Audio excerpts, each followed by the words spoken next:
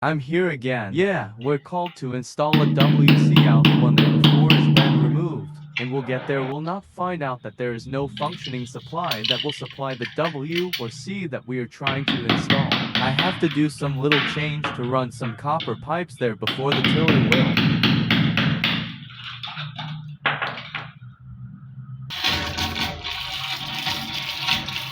cover the place, and also I have to come back and install my WC when the tiller is done. And also to do installation like flexible connector and pan connector and also pressure test before using